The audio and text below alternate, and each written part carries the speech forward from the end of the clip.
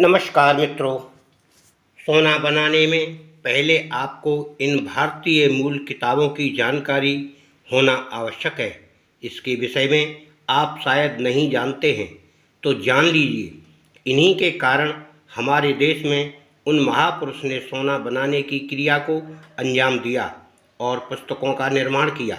आज जितने भी स्वर्ण निर्माण करने वाले व्यक्ति हैं उन अपने अपने तरीके से लगे हुए हैं, परंतु इस स्वर्ण निर्माण की क्रिया को रासायनिक क्रिया में करने वाले महत्व नहीं देते और ना ही उसे शुद्ध निर्माण किया हुआ सोना बताते हैं। मित्रों, इस धरती पर स्वर्ण की मात्रा अधिक न होने के कारण स्वर्ण निर्माण की जरूरत पड़ती है और उसका प्रयोग आयुर्वेद के द्वारा ही हम कर सकते हैं। हमारे यहाँ पर ऋषि मुनियों ने इसका आविष्कार किया जो दुनिया ने उसका लोहा माना और आज उनका बड़ा ही महत्व है, जिनके कारण हम यह क्रिया सीखते हैं या जानते हैं। उनका नाम है नागार्जुन और उन महान पंडित की कहानी भी बड़ी अलग है।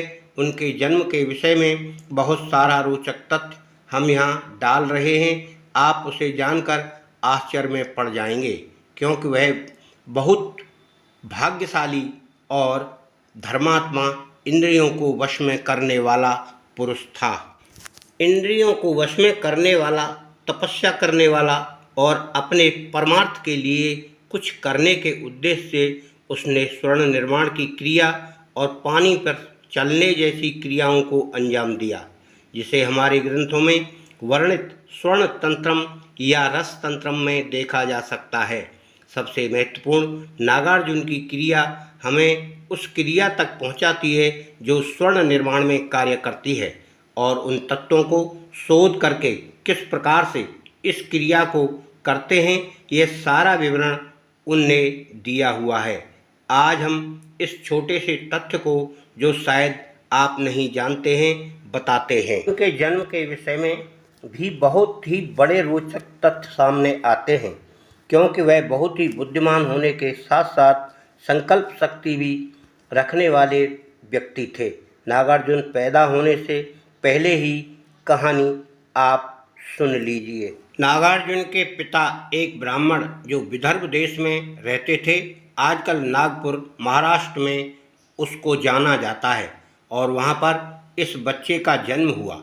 जन्म के समय पिता को बहुत खुशी हुई और काफ़ी दिनों बाद पैदा होने की खुशी में उन्होंने अपने बच्चे की जन्म कुंडली दिखाकर बड़े बुद्धिमान पंडितों से पूछा, तो उन्होंने जो तथ्य बताए उसे सुनकर ब्राह्मण घबरा गया और उन्होंने इसका उपाय पूछा, तो उन्होंने बताया कि 7 दिन से ज़्यादा नहीं जीवित रहेगा।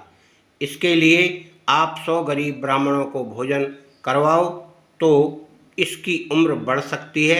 ऐसा करने पर उसकी 7 वर्ष की आयु हो जाएगी।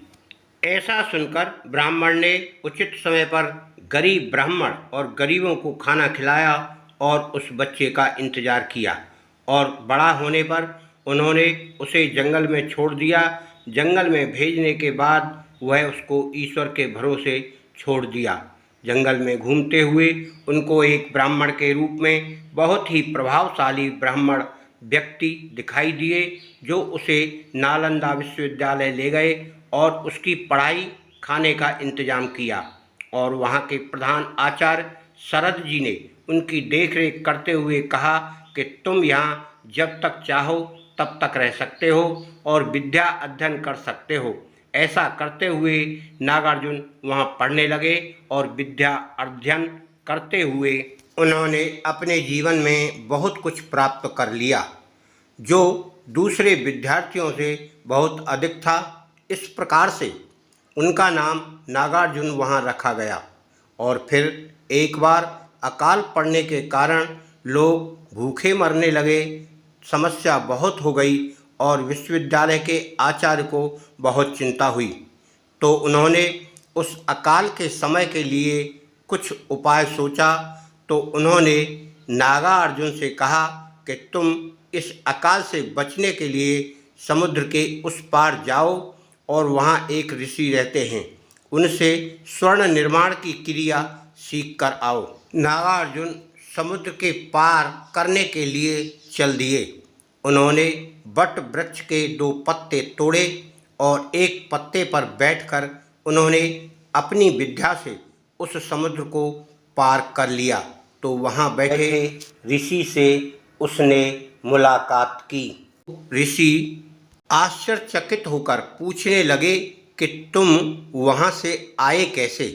तब उन्होंने बताया कि मैं इस एक वट वृक्ष के पत्ते पर बैठकर यहाँ आया हूँ और आपसे स्वर्ण निर्माण की विधि सीखना चाहता हूँ। इस प्रकार से ऋषि ने उनको स्वर्ण निर्माण की विधि इस शर्त पर सिखाई कि तुम यदि एक पत्ता मुझे दे दोगे तो ऐसा कहने पर उसने अपनी स्वीकृति प्रदान कर दी और वह एक पत्ता ऋषि जी को प्रदान किया। इसके बाद वह स्वर्ण निर्माण की विधि सीखकर वापस आने लगे तो उन्होंने दोबारा 2 पत्ते तोड़े और बैठकर आ गए और फिर अपने गुरु के पास आकर उन्होंने रसतंत्र नाम की पुस्तक का निर्माण किया। इसमें वह स्वर्ण निर्माण की पारे से बनाने वाली विधि का उल्लेख किया है, जिससे अकाल पीड़ित लोगों का कल्याण हो सके, और वह तब से आज तक विश्वविख्यात पुस्तक अध्ययन करने के लिए सभी लोग उसका अलग अलग तरीके से अध्ययन करते हैं और उसे अनेक प्रकार की आयुर्वेदिक दवा और रासायनिक क्रियाओं को करके उसका प्रभाव देखते हैं। और कितनी सत्यता है इसमें आज मित्रों। इस क्रिया को लोग झूठ ठहराते हैं, यह उनका अलग अलग विचार है। यहाँ हम कुछ पुस्तकों के नाम भी देंगे जो आप अपनी जानकारी के लिए देखने के लिए उन पुस्तकों का अवलोकन कर सकते हैं। स्वर्ण निर्माण की अधिक जानकारी के लिए आप इन 2 पुस्तकों का ज्ञान प्राप्त करें। एक स्वर्ण तंत्रम नाम से पुस्तक है और दूसरी है आपकी रस तंत्र। ये दोनों पुस्तकें इसमें विशेष प्रयोजन के लिए बनाई गई हैं और भी इसमें दवाओं से संबंधित जानकारी प्राप्त कर सकते हैं। जो आपको उचित लगे वह मार्ग अपनाकर अपनी विधि को सुचारू रूप से कर सकते हैं, जिससे आपको स्वर्ण निर्माण में अधिक सहायता प्राप्त होगी। इस लेख को आप समझें और आगे की क्रिया करें, हो सकता है आप सफल हो जाएं। हमारा आशीर्वाद आपके साथ है।